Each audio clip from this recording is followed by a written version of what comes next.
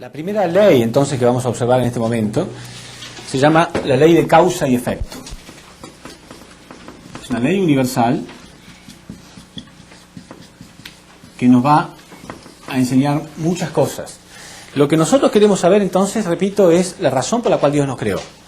Para entender esto tenemos que saber algo de Dios. ¿Qué características tiene Dios? ¿Cómo es Dios?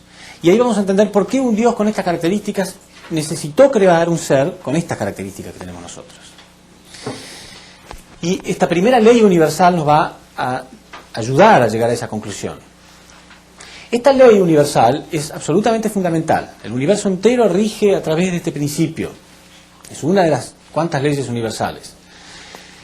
Y dice lo siguiente, dice que cada fenómeno que nosotros observamos, cualquier fenómeno que sea observable, un sonido, un movimiento, etc., es provocado por una causa.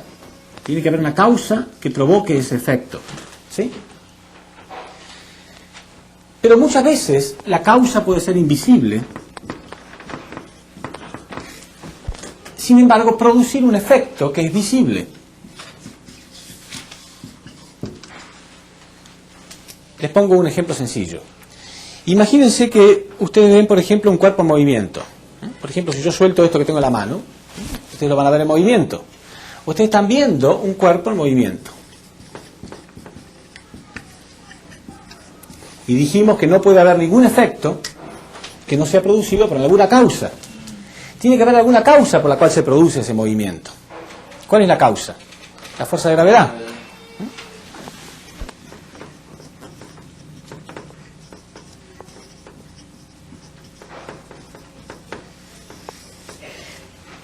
Esa fuerza de gravedad produce este efecto.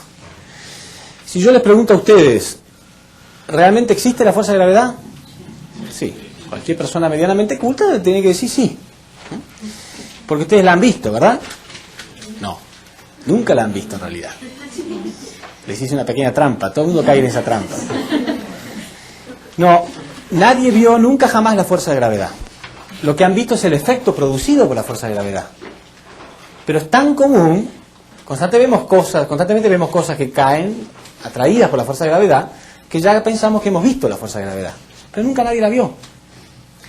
Pero lo que hemos visto es su efecto. Y es tan real que sabemos que tiene que existir la causa. Por esa razón, también encontramos en la Biblia, en Romanos, capítulo 1, versículo 20, que aplica esta misma ley y este mismo principio para Dios. Porque Dios es la causa invisible de todo lo que existe. Y su creación es el efecto visible. Y este versículo bíblico dice que la invisibilidad de Dios y su divinidad se ponen claramente de manifiesto a la inteligencia del hombre a través de sus obras creadas. De modo tal que es inexcusable, dice. O sea que no es una excusa decir que nunca lo vi. No es una excusa decir que es invisible. Porque la fuerza de gravedad tampoco nunca nadie la vio. Pero vimos el efecto constantemente y por eso sabemos que existe. Tanto como si lo hubiéramos visto. ¿Y cómo podemos saber algo acerca de la causa si es invisible? Estudiando el efecto. Según las características del efecto, yo conozco su causa. ¿Sí? Estudiando las características de un movimiento, yo descubro cuáles son las características de la fuerza que produjo ese movimiento. Del mismo modo, entonces, estudiando las características de la creación, yo puedo descubrir las características que están en Dios, porque Él es la causa. No puede haber nada en la causa no puede haber nada en el efecto, que no provenga de la causa. Les pongo otro ejemplo sencillo. Si ustedes tienen una persona a su lado y esta persona dice que sabe algo de arte, es artista, es pintor, y ustedes quieren saber cuánto sabe él de arte. Y le preguntan, bueno, yo quiero ver algo, ¿no? Algo que hayas pintado. Y dice, sí, pero la única pintura que yo tengo está a 1000 kilómetros de acá. Bueno, ustedes tendrán que ir a 1000 kilómetros y ver el efecto. Ver la pintura. Cuando ustedes vean el efecto, vean la pintura, podrán saber qué hay en la mente del pintor. Mente del pintor. ¿Sí?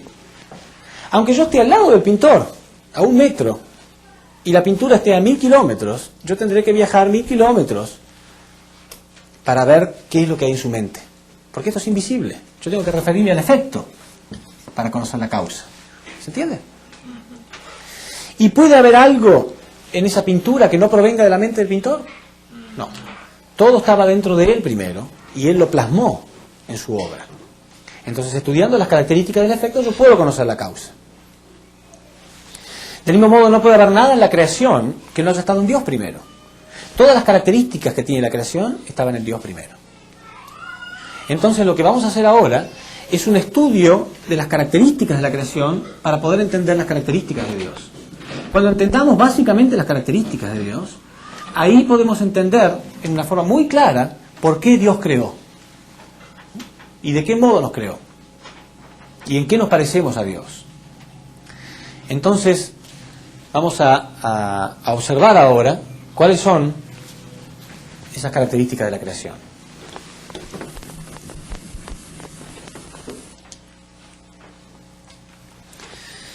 La creación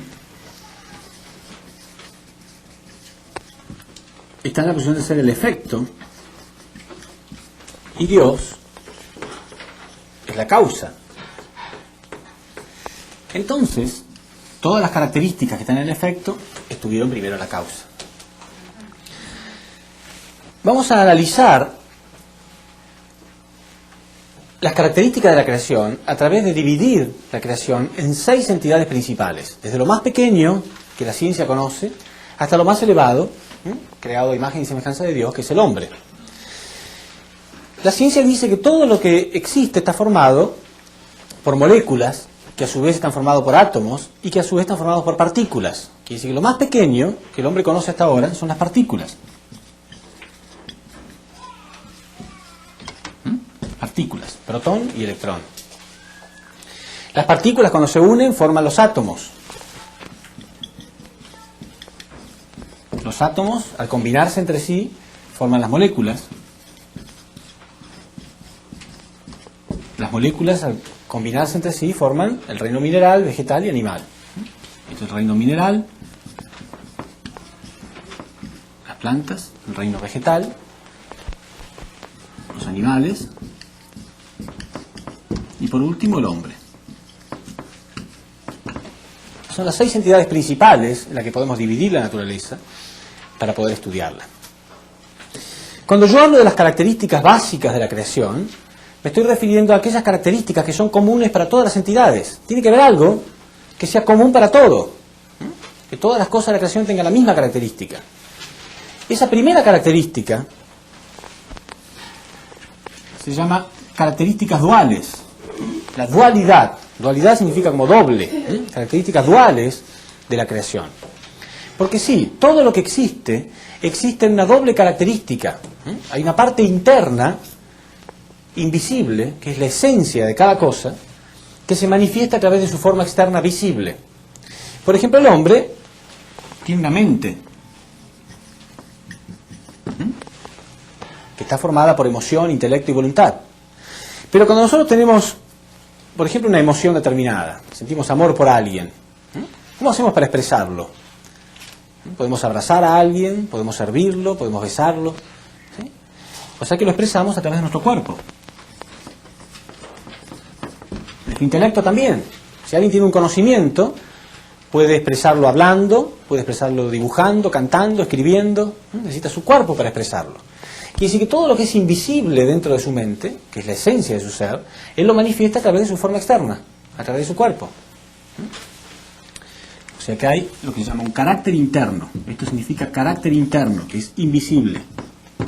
Y una forma externa, que es visible. Carácter interno y una forma externa. Este carácter interno, dijimos, es la esencia principal de todo ser y se manifiesta a través de su forma externa.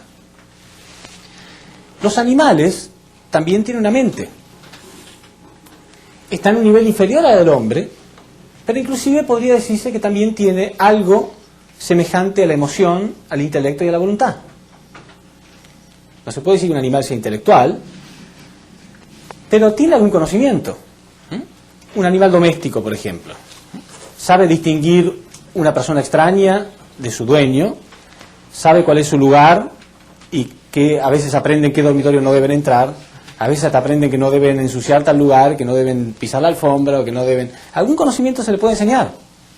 Es inferior al del hombre, pero tiene emoción, intelecto y voluntad. Pueden sentir alegría, tristeza, ¿sí?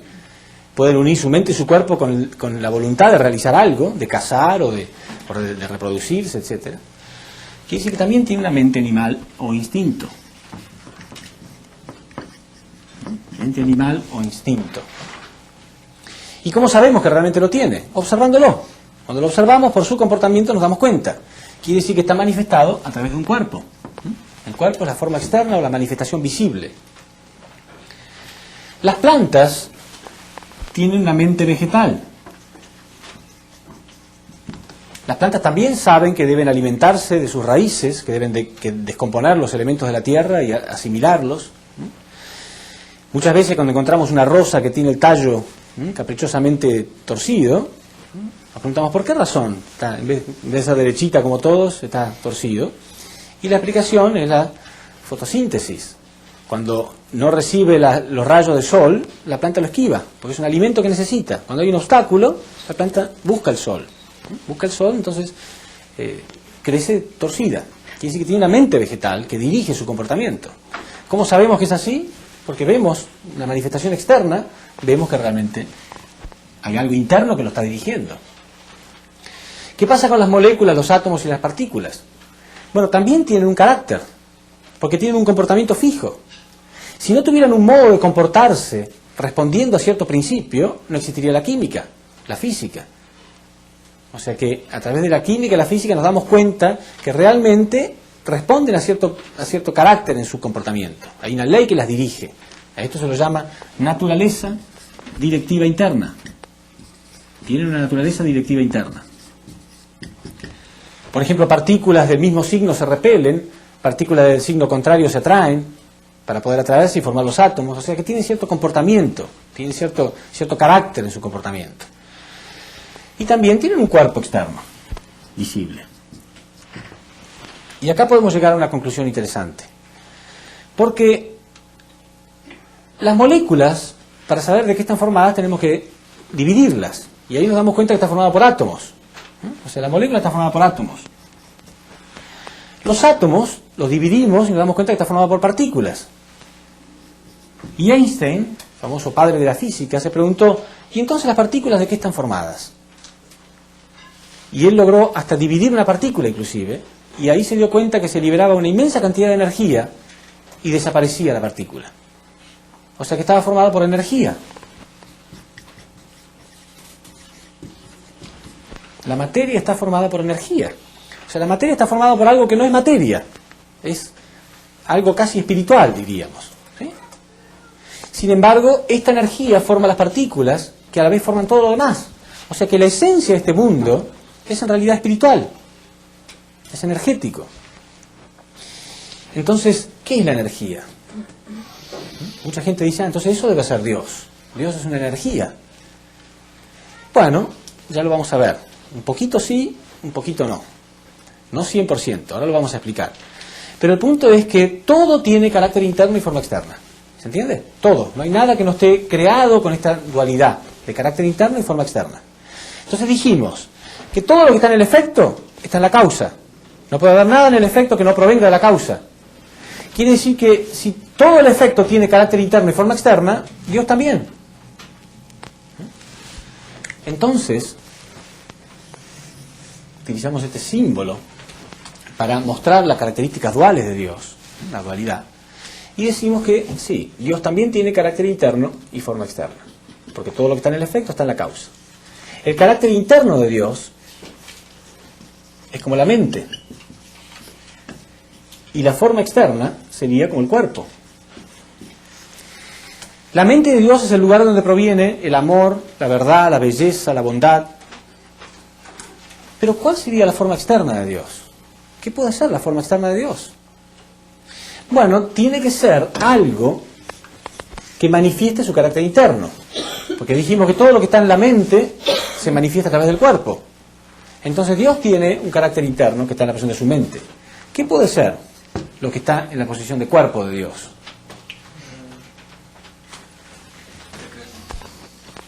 La energía. ¿Sí? Porque dijimos que la energía es lo que forma todo. Quiere decir que Dios manifiesta su amor, su belleza, las leyes y los principios universales a través de la energía del universo. Y la energía termina formando todo. Quiere decir entonces que la energía es la manifestación externa de Dios. Por eso todo está formado por energía, todo. Entonces, digamos que hubiera una persona atea. Quizás estas conferencias las ve alguien que no cree en Dios, es ateo. Bueno, ¿qué explicación podemos darle? Primero y principal, que nadie puede negar la existencia de una fuente energética universal. Esto significa fuente energética universal. Nadie lo puede negar, porque la ciencia dice que todo está formado por energía. ¿Sí? Si todo está formado por energía, nadie puede negar que existe una fuente de energía constante en el universo. Pero esta energía universal no es una energía que está perdida en el universo porque sí. Tiene leyes y principios muy claros. O sea que esta energía se dirige a sí misma para formar partículas, las cuales forman átomos, las cuales forman las moléculas y las cuales forman todo lo demás basado en ciertas leyes y principios. Quiere decir que no solamente es una energía, sino que es una energía pensante, porque tiene dirección y propósito muy claro. ¿Entienden? No es una energía que explota y causa cualquier cosa, sino que es una energía bien dirigida que produjo toda la armonía de la naturaleza. Entonces, no solamente existe una fuente energética universal, sino que existe una mente universal que está dirigiendo, controlando esa energía. Es obvio, porque es una energía que sabe hacia dónde se dirige. Bueno, entonces esto es Dios. La mente universal es el carácter interno y la energía universal es la forma externa. Es esto, carácter interno y forma externa. Nadie puede negar la existencia de esto.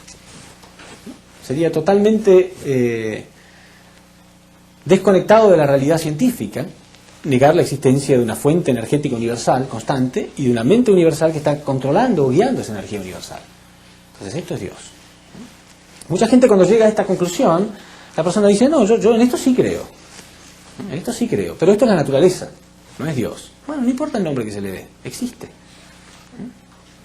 Entonces, muy fácilmente la gente llega a la conclusión de que sí, realmente existe Dios. Entonces,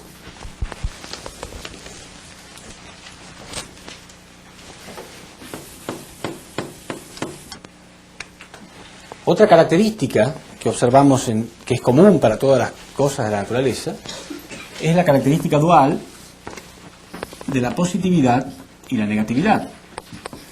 Todas las cosas existen esta dualidad de positivo y negativo. Hay una dualidad universal, que podemos llamarla también masculino y femenino. Por ejemplo, el género humano tiene al hombre y a la mujer. Los animales tienen al macho y la hembra. Las plantas tienen estambre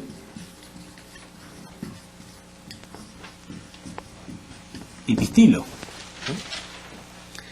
Las moléculas tienen una parte positiva, que se llama catión, y una parte negativa, que se llama anión. O sea, todas las cosas de la naturaleza tienen esta dualidad muy clara, y a través de la combinación entre ellas se produce un ser superior. Los átomos tienen valencia positiva y valencia negativa, o electropositividad y electronegatividad. Las partículas tienen el protón,